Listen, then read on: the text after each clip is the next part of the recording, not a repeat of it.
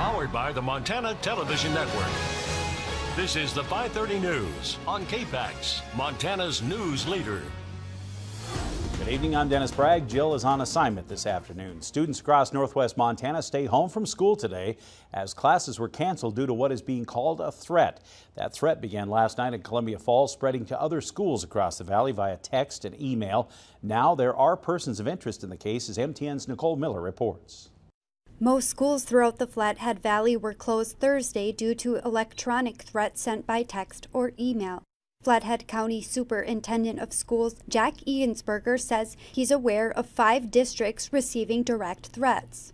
I believe the Whitefish superintendent got a direct text. I'm not sure how they picked, who they texted or emailed in Columbia Falls or Kalispell, but I heard from both the superintendents that they had received threats. And the superintendent out of Smith Valley received a text or an email. I can't remember which, but it was an electronic. And then I guess West Valley received a threat also. Flathead County Sheriff Chuck Curry says they're working with the FBI and Columbia Falls Police Department and have determined through their investigation the threats could be credible. As you can imagine, we take these cases very seriously, and especially in light of both regional and national events that have happened in our schools. Our detectives, FBI agents, officers from Columbia Falls Police Department have been working all night pretty hard on this case. Sheriff Curry says they have identified persons of interest in the case. We have identified some persons of interest. They're conducting interviews today, following up on any other leads that might exist. So we're on it, and we're trying to identify these people as quickly as we can. Reporting in Kalispell, Nicole Miller, MTN News. Now, no decision has been made yet on whether classes are going to be canceled tomorrow as well. We'll stay on top of the story and update you on air and online this evening. The suspect in the shooting at Freeman High School near Spokane Wednesday got the guns from his father's gun safe. Court documents reveal the suspect, Caleb Sharp, was picked on by one of the students that was shot, but didn't come to school specifically to shoot that student. A teacher interviewed by deputies identified Sharp as carrying a handgun after he heard multiple gunshots. When the teacher left the classroom, he saw Sharp had dropped the gun, put his hands on his head, and gave himself up to a janitor who was ordering Sharp to lay on the ground. Sophomore Shan Strahan was killed trying to stop his friend, and 3 girls were injured at the school Wednesday morning. Detectives interviewed Sharp, who said he had been bullied by other students. Sharp claimed he had been seeing a school counselor for suicidal thoughts. On the same day, many Flathead Valley schools were shut down due to those threats. The Kalispell Center Mall had an encounter of its own with police coming to apprehend teens with knives. Police responded to a call from the mall reporting that 3 young adults were brandishing knives in the center of the mall. Officers arrived at the scene around 11 this morning where they made contact with them. All 3 were arrested in front of Bath and Body Works and taken out of the mall without threats towards the police or customers. Police Chief Roger Nassett says the situation was handled quickly, but social media rumors created an unwarranted amount of fear in the community and created obstacles for officers.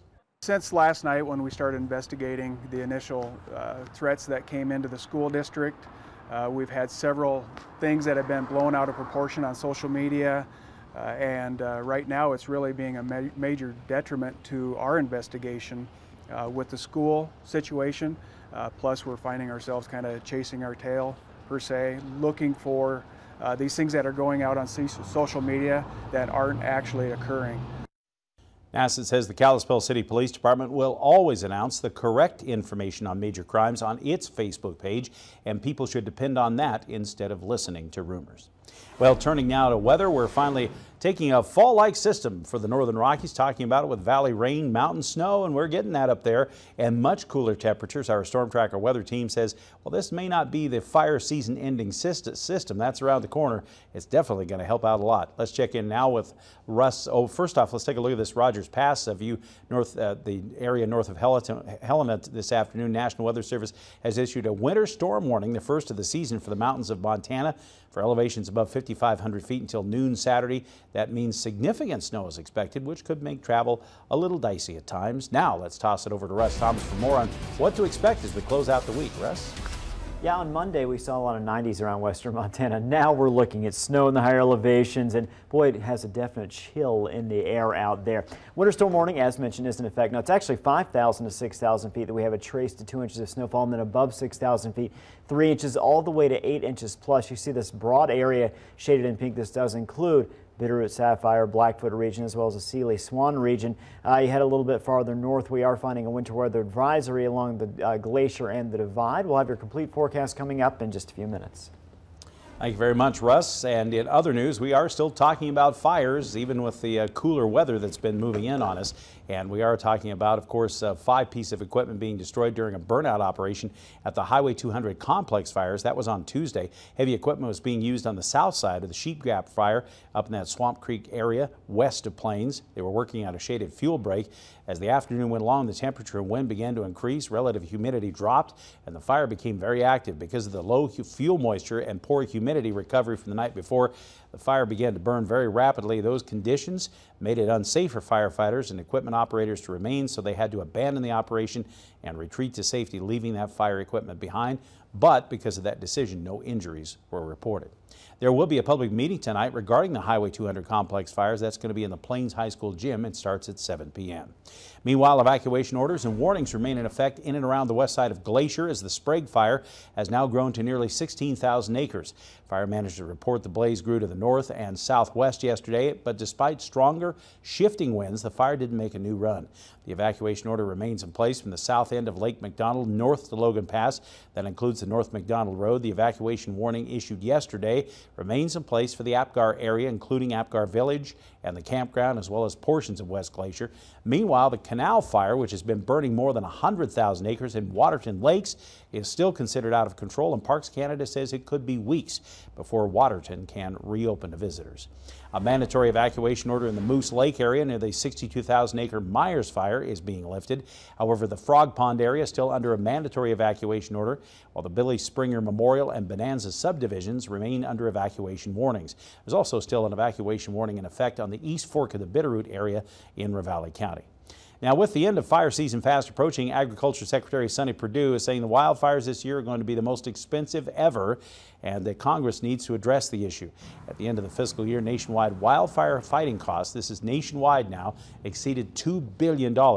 That's about 2.2 million acres of National Forest System lands that have burned, and it's taken more than 27,000 people to fight those fires. The Department of Agriculture says firefighting suppression costs make up 55% of the Forest Service budget. Perdue said that means the money to fight fires is they have to keep borrowing from forest management and fire prevention, keeping necessary preventative work from being done. KPAX is partnered with the Montana Community Foundation to create the Montana Wildlife Relief Fund, and your response has been remarkable to date.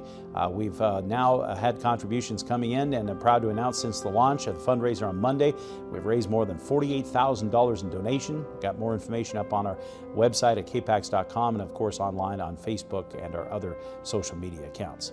A state legislative committee is worried Montana faces a dire situation over its budget, and MTN's Jonathan Membarian says there's still disagreement on just how deep the hole could get.